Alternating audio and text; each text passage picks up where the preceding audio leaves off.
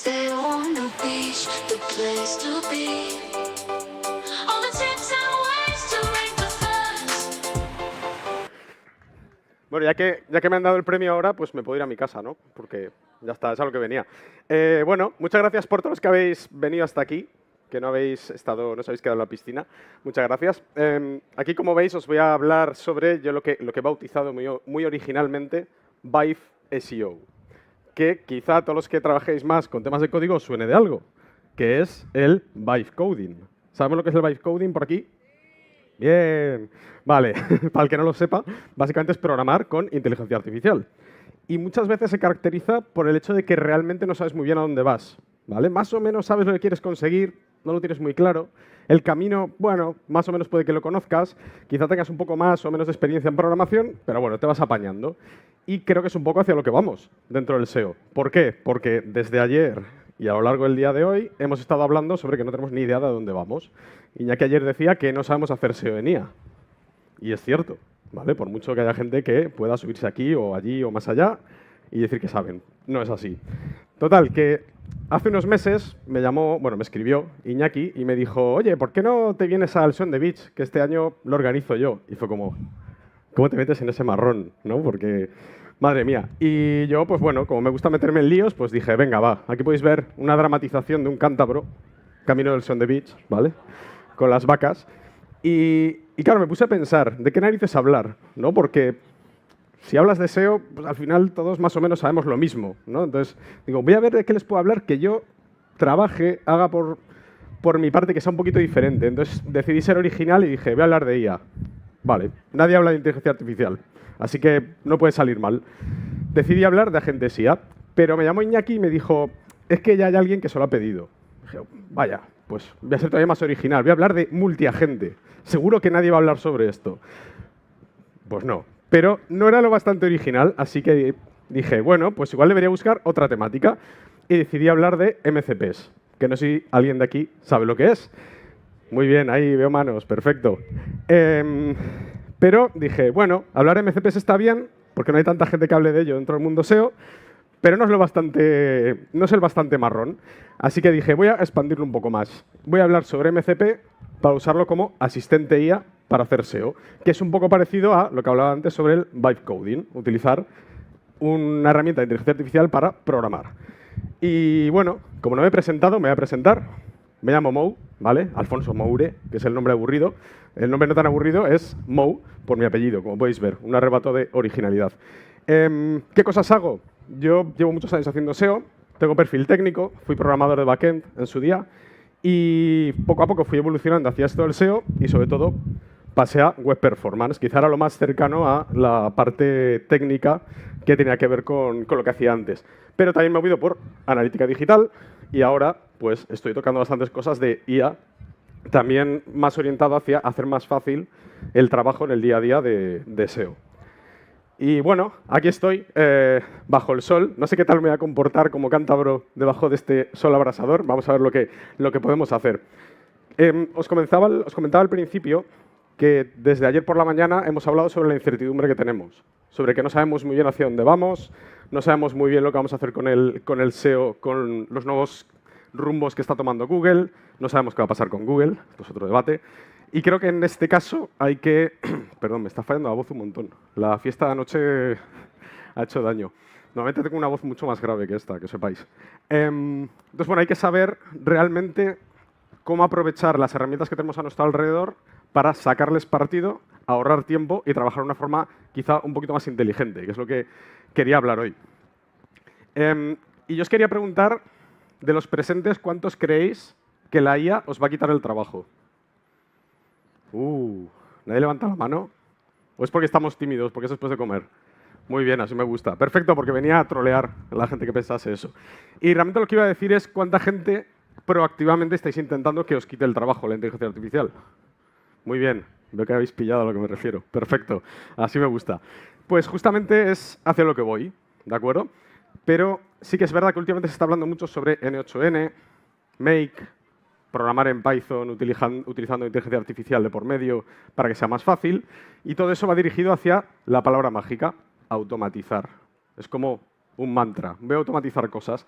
Pero Claro, ¿cómo reemplazamos el pensar? Porque una cosa es hacer las cosas de forma automática, quitarnos de encima lo que es aburrido, y otra cosa es plantearnos realmente qué significan las cosas, qué es lo que estamos procesando, qué es lo que estamos haciendo con ello. Y en un momento de incertidumbre como el actual, pues al final esto es lo que manda.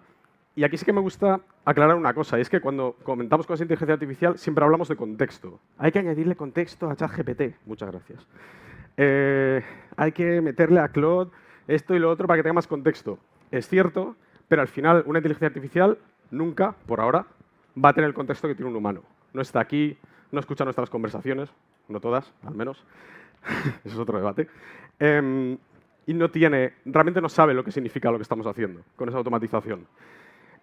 Y además, por mucho que intentemos aprender a hacer proyectos de automatización, ya sea, como digo, N8N, Make, etcétera, no es fácil, ¿de acuerdo? Hay muchos cursos, hay mucha gente compartiendo tips al respecto, pero ponerse manos a la obra y empezar a trabajar con ello, la curva de aprendizaje es bastante jorobada. De hecho, a mí me gusta mucho poner esta gráfica, no sé si se ve muy bien, pero es una gráfica que describe el proceso de aprendizaje, ¿no? Entonces, voy a describirla, ¿vale? Ya que no se ve bien.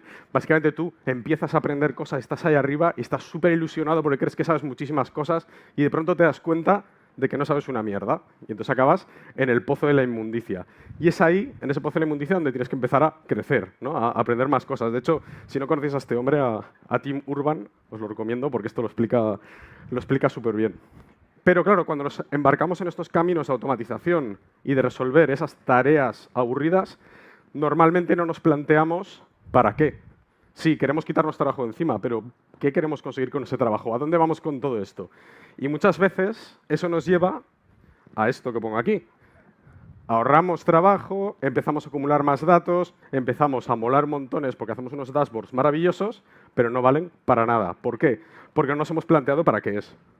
Y eso es justamente lo que nos diferencia de la inteligencia artificial, porque nosotros tenemos el contexto de qué es lo que nos interesa. Puede ser, como decía César, ganar más pasta y venir en yate, no por favor, o, no sé, poder irnos a la playa con nuestros amigos. Y al final terminamos con esto, ¿vale? Que no me he dado cuenta que le había dado el botón, que es un data graveyard. Al final tenemos un montón de datos a los que no podemos sacar partido y que no nos valen para demasiado. ¿Qué es lo que solemos hacer con esos datos? Es algo que seguramente muchos de aquí ya hacéis normalmente, ¿no? Pues tenemos un montón de datos y lo primero que se nos ocurre es hacer dashboards. Todo es maravilloso. Son muy bonitos, quedan genial en las reuniones, a los clientes les encantan, pero realmente no estamos haciendo nada con ello. Luego, hay otra manera de trabajar que es, con esos datos, sacar insights, sacar ideas, saber por dónde van los tiros, detectar tendencias, disponer de alertas, saber qué es lo que está bajando, qué es lo que no. El poder identificar realmente cosas que sean accionables. Lo que sucede es que la mayor parte de veces esa acción está muy lejos de los datos. ¿Por qué? Porque no nos hemos preguntado para qué los queremos. Y antes hablaba sobre el vibe, ¿no? El intentar conducir un proyecto de este tipo de una manera más intuitiva, sin saber realmente hacia dónde nos dirigimos. Y claro, ¿dónde encaja la IA en todo esto? Pues realmente en aprovechar las herramientas que tenemos, que ahora os explicaré lo que es esto, para sacarle partido a esos datos sin saber realmente en qué dirección nos estamos moviendo. Bien, agentes IA. Antes había mencionado que iba a hablar sobre esto, no, realmente es lo que voy a hablar, pero está un poquito camuflado. No sé quiénes de aquí sabéis lo que es un agente IA, pero de forma muy resumida, básicamente es un software basado en inteligencia artificial por detrás que está conectado a una serie de herramientas, ¿vale? Tiene una caja de herramientas que le permiten hacer cosas, interactuar con su ecosistema, con su entorno. Puede ser pedir datos, puede ser hacer cosas con esos datos o puede ser modificarlos, ¿de acuerdo?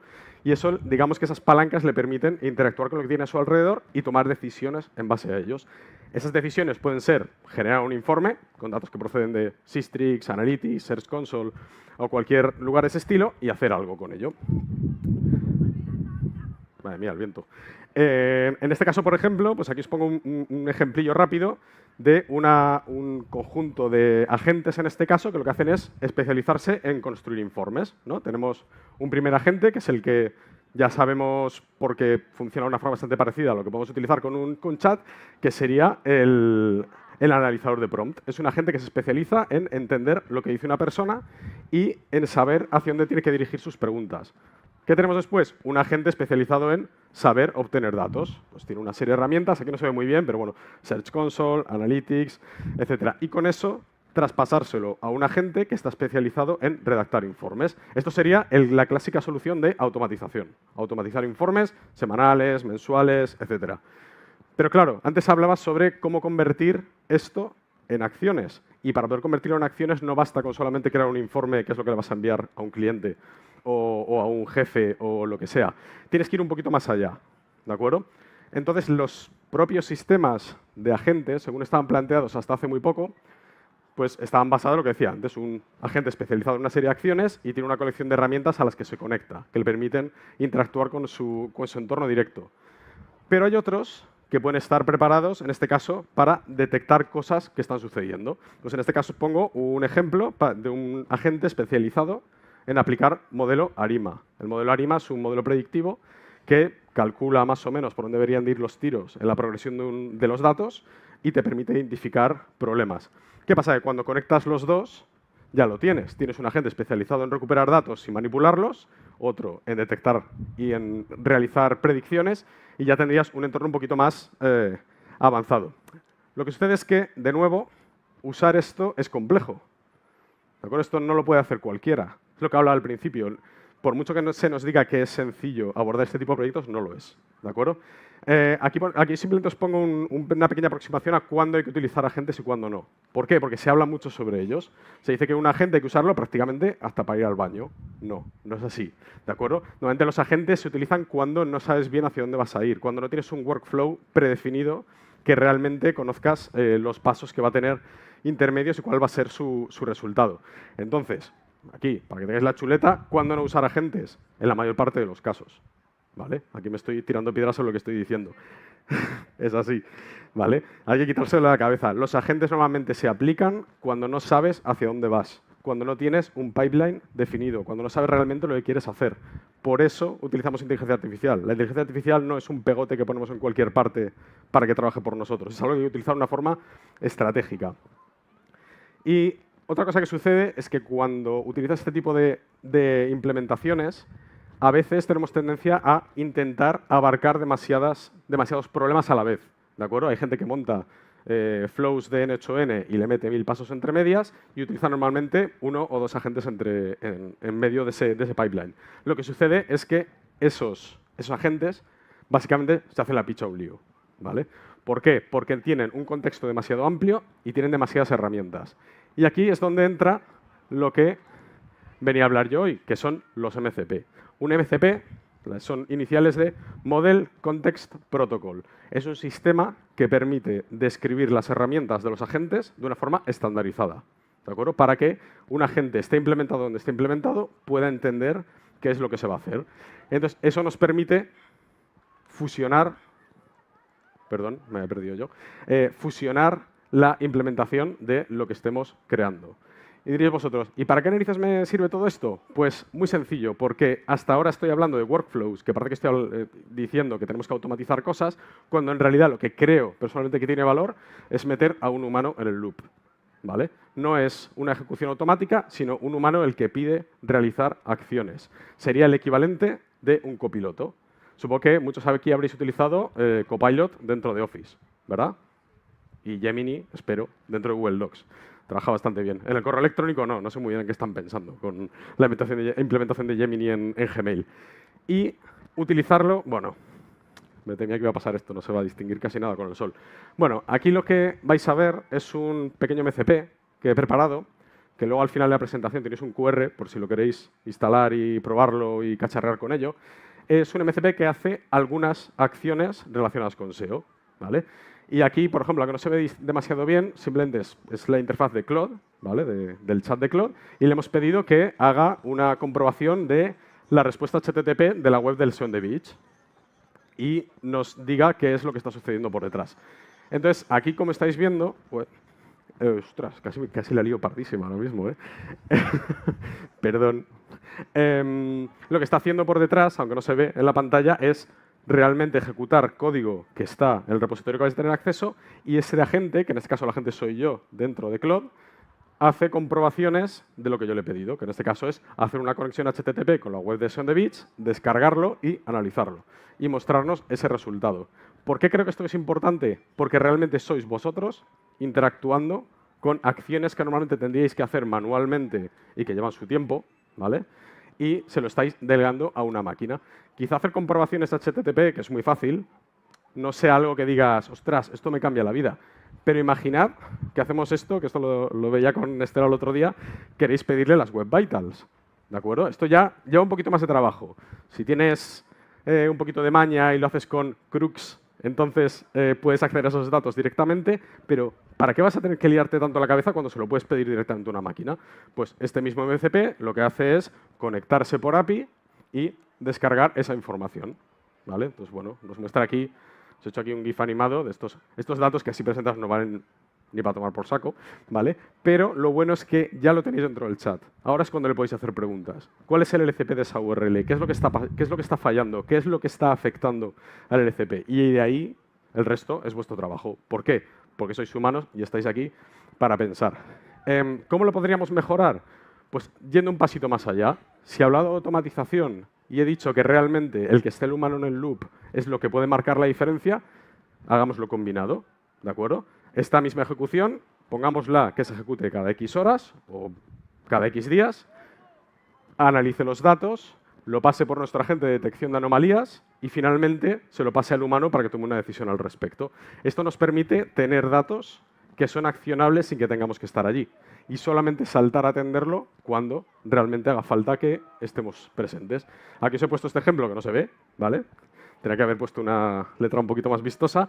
Básicamente, imaginad pues, que sucede algo con esos datos de Search Console. Resulta que nuestro agente de detección de anomalías ha visto que hay una bajada de CTR en una categoría concreta y os escribe: hola Mo, ha bajado el CTR de las landings de guitarras Fender. Algo está pasando.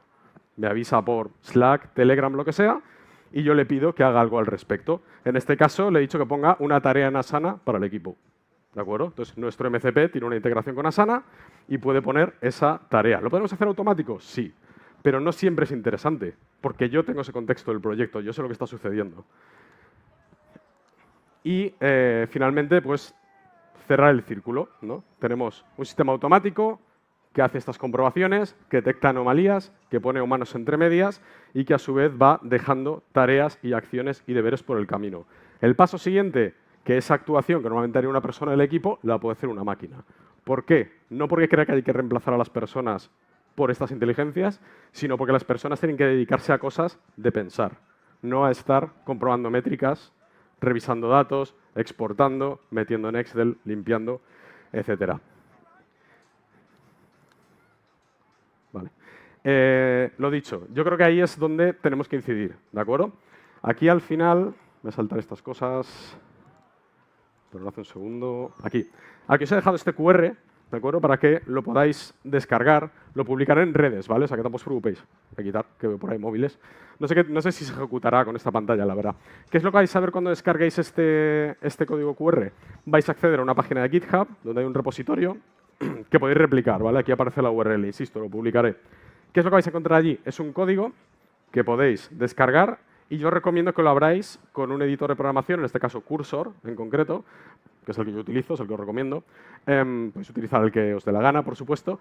Y veréis que hay un archivo que pone contexto consultor marketing digital. Es importante que lo utilicéis como contexto. ¿Por qué? Porque no es lo mismo... Perdón, no hago más que ponerme en medio del código. No es lo mismo utilizar código y ejecutarlo y ya está. Realmente tenemos que decirle a la inteligencia artificial qué queremos que haga con esa información. Vale, entonces, ese fichero de contexto describe realmente qué es lo que esperamos del chat a la hora de ejecutarlo. Cuando lo probéis, si lo probáis, veréis que os añade toda una colección de herramientas, probadlas y me decís qué opináis. ¿De acuerdo? ¿Qué es lo que espero de todo esto? Yo espero que este tipo de implementaciones ayuden a que la gente no tenga que hacer trabajo machaca. ¿Vale? Porque el trabajo machaca es tedioso, te quita las ganas de vivir. Y no es necesario. Las máquinas están para eso. Si algún día nos gobiernan las máquinas, negaré haber dicho esto, ¿vale? Porque si no, pues me dirán que lo haga yo.